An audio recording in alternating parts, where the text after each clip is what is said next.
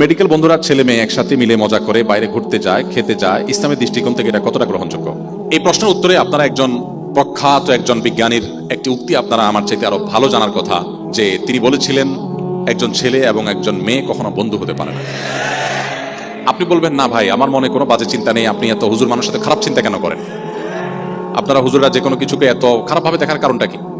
আপনার মনে কোনো খারাপ চিন্তা আসছে না, আমি আপনাকে সত্যবাদী বলে বিশ্বাস করলাম। আপনি অসুস্থ আমি এটা মনে করলাম না, আমি মনে করলাম আপনি সুস্থ, বাট আপনার মনে খারাপ কোনো চিন্তা আসছে না।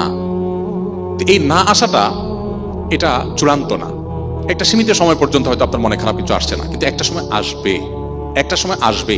শত সহস্র ঘটনা আমাদের চতুর্দিকে ঘটে থাকে, যে ঘটনাগুলোর দিকে তাকালে, যে ঘটনাগুলোকে স্টাডি করলে আমরা দেখব যে দিনের আলোর মতো পরিষ্কার আল্লাহ রাব্বুল আলামিন নারী পুরুষকে একজন আরেকজনের প্রতি আকৃষ্ট হবে সেভাবে সৃষ্টি করেছেন। সৃষ্টি এভাবে, প্রকৃতি এভাবে। অতএব আপনি এখানে যদি ভালো সাজার চেষ্টা করেন যে না আমার মনে খারাপ কোনো চিন্তা আসে না, তাহলে আপনার ডাক্তার দেখানো দরকার। আপনি যদি বলেন যে আমার খারাপ কোনো চিন্তা আসে না, তাহলে হয় আপনি মিথ্যাবাদী আর না হলে অসুস্থ, দুটার একটা।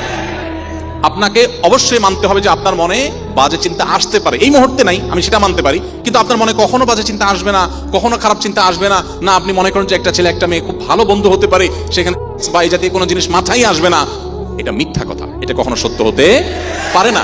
আল্লাহ ভাবে সৃষ্টি করেন নাই, প্রকৃতি ভাবে করে নাই। হ্যাঁ, আপনি বলতে পারেন যে ভাই আমি মনে মনে বাজে চিন্তা করব, মুখে তো কিছু বলবো না। মনে রাখবেন, এখানেই ইসলামী শরিয়ার সৌন্দর্য প্রকাশ হয়। গোটা পৃথিবীর সমস্ত সভ্যতা এবং সকল সমাজ বলবে একজন নারী, তার প্রতি তুমি অন্যায়ভাবে হাত বাড়াবে, তুমি অবশ্যই অপরাধী, তোমাকে বিচার করতে হবে, তুমি লম্পট, তুমি চরিত্রহীন, 100 বার বলবে। পৃথিবীর কোন সভ্যতা আপনাকে বলবে না একজন নারী তার সৌন্দর্য দেখে তাকে মনে মনে আপনি করছেন, আপনি মনে মনে দর্শন করছেন, মনে মনে তাকে নিয়ে নোংরা চিন্তা করছেন, মনে মনে আপনি তার সাথে ব্যভিচারে লিপ্ত হয়েছেন। পৃথিবীর কোন সভ্যতা, কোন সমাজ বলবেন আপনি খারাপ মানুষ, বলবে তুমি আস্ত একটা ফেরেশতা, তুমি তো কারোর দিকে হাত বাড়াও নাই। কিন্তু ইসলাম আমাদের এই সভ্যতার চাইতে আরো এক ধাপ এগিয়ে। ইসলামী শরিয়া বলে আপনি কারোর কোন নারীর প্রতি অবিচার করেছেন, তার চরিত্র হনন করবার অপচেষ্টায় লিপ্ত হয়েছেন, আপনি জেনাকারী, আপনি পাপিষ্ট, আপনি ব্যভিচারী, আপনি অপরাধী, সাথে সাথে আরো এক ধাপ এগিয়ে আপনি কোন নারীর সৌন্দর্য দেখে মনে মনে জল্পনার জগতে, কল্পনার জগতে তাকে করেছেন, তাকে নিয়ে আপনি বাজে নোংরা চিন্তা করেছেন।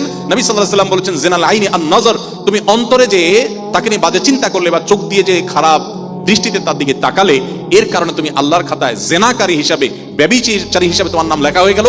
কিয়ামতের ময়দানে তোমার বিচার হবে। Wait and C.